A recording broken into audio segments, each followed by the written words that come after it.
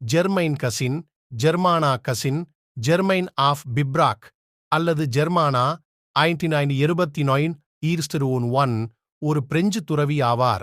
அவர் 1999 துலூஸிலிருந்து 15 கிமி 9.3 mile தொலைவில் உள்ள பிப்ராக் என்ற கிராமத்தில் தாழ்மையான பெற்றோருக்குப் பிறந்தார். அவள் பிறப்பிலிருந்தே அவள் துன்பத்திற்கு அடையாளமாகத் தோன்றினாள். அவள் ஒரு சிதைந்த கை மற்றும் ஸ்க்ரோஃபுலா நோயுடன் உலகிற்கு வந்தாள். இன்னும் குழந்தையாக இருந்தபோது தன் தாயை இழந்தாள். அவரது தந்தை விரைவில் மீண்டும் திருமணம் செய்து கொண்டார். ஆனால் அவரது இரண்டாவது மனைவி ஜெர்மைனை மிகவும் கொடூரமாக நடத்தினார். ஸ்க்ரோஃபுலாவின் தொற்று நோயிலிருந்து மற்ற குழந்தைகளை காப்பாற்றும் போலித்தனத்தின் கீழ் ஜெர்மைனை வீட்டுத் தோட்டத்திலிருந்து விலக்கி வைக்கும்படி அவள் தந்தையை வற்புறுத்தினாள்.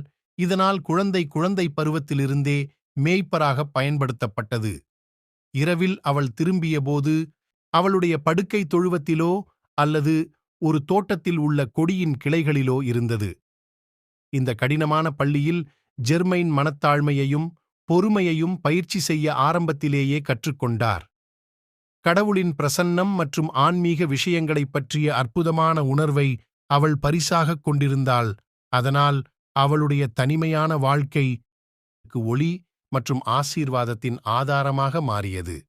ஆசீர்வதிக்கப்பட்ட சடங்கில் இயேசுவின் மீதும் அவருடைய கன்னி மேரி கன்னி அன்னையின் மீதும் அவளுடைய அன்பு. புனிதர். அவள் புனித தியாகத்தில் தினமும் உதவினாள். மணி அடித்ததும் அவள் செம்மறி கொக்கியையோ அல்லது கொக்கியையோ தரையில் சரிசெய்து தன் மந்தைகளை பிராவிடன்ஸின் பராமரிப்பிற்கு விட்டுவிட்டாள். அவள் மாஸ் கேட்டாள். ஓநாய்கள் நிறைந்த காடுகளின் எல்லையில் மேய்ச்சல் இருந்த போதிலும் எந்தத் தீங்கும் ஏற்படவில்லை. குளிர்காலத்தில் கோட்டை கனமழை அல்லது பனி உருகிய பிறகு சில நேரங்களில் செல்ல முடியாததாக இருந்தது. பல சந்தர்ப்பங்களில் வீங்கிய நீர் திறந்து அவளது ஆடைகளை நனைக்காமல் ஒரு பாதையை வழங்குவதைக் காண முடிந்தது. அவள் வறுமையில் இருந்தபோதிலும் அவள் ஏழைகளுக்கு உதவி செய்வதன் மூலம் ரொட்டியை அவர்களுடன் பகிர்ந்து கொண்டாள். ஒரு கதையின்படி குளிர்காலத்தில் ஒரு நாள் அவள் ரொட்டி திருடியதாக குற்றம் சாட்டிய அவளது மாற்றாந்தாய் அவளைத் துரத்தும்போது அவள் கவசத்தைத் திறந்தாள். புதிய கோடைக்கால பூக்கள் உதிர்ந்துவிட்டன. மன்னிப்பின் அடையாளமாக அவள் சித்திக்கு மலர்களைக் கொடுத்தாள். அவளுடைய தந்தை கடைசியாக தனது கடமையை உணர்ந்து அவளுடைய மாற்றாந்தாய் இனிமேல் அவளை கடுமையாக நடத்துவதைத் தடை செய்தார். மேலும் தனது மற்ற குழந்தைகளுடன் வீட்டில் அவளுக்கு இடம் கொடுக்க விரும்பினார். ஆனால் ஜெர்மைன் தாழ்மையான நிலையில் இருக்க அனுமதிக்குமாறு கெஞ்சினார். இந்த நேரத்தில் ஆண்கள் அவளுடைய வாழ்க்கையின் அழகை உணர ஆரம்பித்தபோது அவள் இறந்துவிட்டாள். 1901 கோடையின் தொடக்கத்தில் ஒரு நாள் காலையில் அவள் வழக்கமான நேரத்தில் எழுந்திருக்கவில்லை என்பதைக் கண்டறிந்த அவளது தந்தை அவளை அழைக்கச் சென்றார். அவள் கொடியின் மரக்கிளைகளில் இறந்து கிடந்ததைக் கண்டார். அப்போது அவளுக்கு 22 வயது. நினைவுச் சின்னங்கள் மற்றும் வழிபாடு. அவரது உடலுடன் நினைவுச் சின்னம் 1934 அவரது எச்சங்கள் பிரசங்கத்தின் முன்னுள்ள பிப்ராக் பாரிஷ் தேவாலயத்தில் அடக்கம் செய்யப்பட்டன. 1940 அவரது உறவினர்களில் ஒருவரைப் பெறுவதற்காக கல்லறை திறக்கப்பட்டபோது ஜெர்மைனின் உடல் புதியதாகவும் முற்றிலும் பாதுகாக்கப்பட்டதாகவும் கண்டுபிடிக்கப்பட்டது. பிராங்கோயிஸ் டி பியூர்கார்டின் மனைவியான ஒரு உன்னதப் பெண்மணி எச்சங்களை வைத்திருப்பதற்காக கலசத்தை நன்றி தெரிவிக்கும் வரை பிரசங்க பீடத்திற்கு அருகில் பொதுமக்களின் பார்வைக்காக இது வெளிப்படுத்தப்பட்டது. ஜெர்மைனின் பரிந்துரையை நாடியதால் அவரது கைக்குழந்தையின் வாழ்க்கை விரக்தியடைந்தது. அவரது நினைவுச் சின்னங்களில் செய்யப்பட்ட அற்புதமான குணப்படுத்துதலின் நீண்ட தொடரில் இதுவே முதன்மையானது. கலசம் புனிதப் பெட்டியில் வைக்கப்பட்டது. மேலும் 1921 மற்றும் 1700 ஆண்டுகளில் எச்சங்கள் துலூஸின் விகார் ஜெனரல்களால் பார்க்கப்பட்டு புதியதாகவும் அப்படியே இருப்பதாகவும் கண்டறியப்பட்டது. அவர்கள் உண்மையின் சாட்சிய படிவுகளை விட்டுச் சென்றனர். உடல் எம்பாமிங் செய்யப்படவில்லை என்று நிபுணர் மருத்துவ சான்றுகள் அகற்றப்பட்டன. மேலும் சோதனைகள் மண்ணில் உள்ளார்ந்த எந்தவொரு சொத்து காரணமாகவும் பாதுகாக்கப்படவில்லை என்பதை காட்டியது. 1800 ஒரு இயக்கம் ஜெர்மைனை பெருமைப்படுத்தத் தொடங்கியது.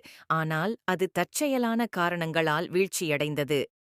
1994ஆம் ஆண்டில் டூல்சா என்ற புரட்சிகர தகர தொழிலாளியால் கலசம் சிதைக்கப்பட்டது. அவர் 3 கூட்டாளிகளுடன் சேர்ந்து எச்சங்களை வெளியே எடுத்து புனித ஸ்தலத்தில் புதைத்து அவற்றின் மீது விரைவான சுண்ணாம்பு மற்றும் தண்ணீரை வீசினார்.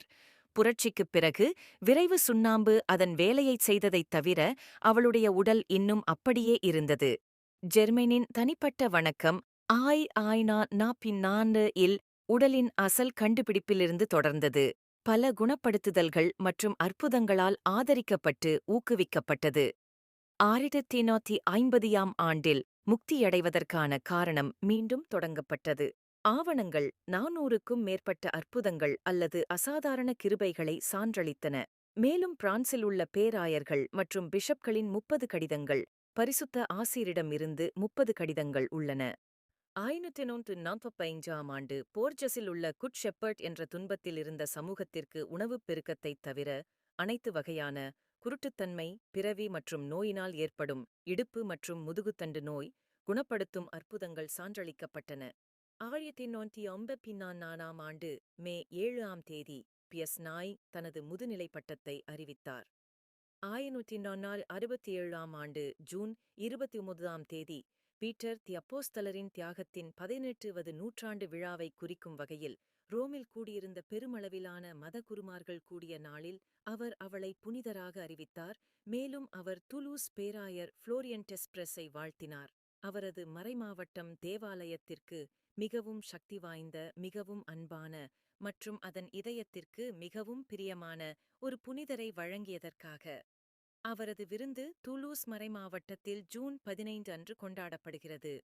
அவள் கலையில் ஒரு மேய்ப்பனின் வக்கிரத்துடன் அல்லது ஒரு துரதிர்ஷ்டத்துடன் குறிப்பிடப்படுகிறாள், ஒரு காவலாளி அல்லது ஒரு ஆடு அல்லது அவளது கவசத்தில் பூக்களுடன்.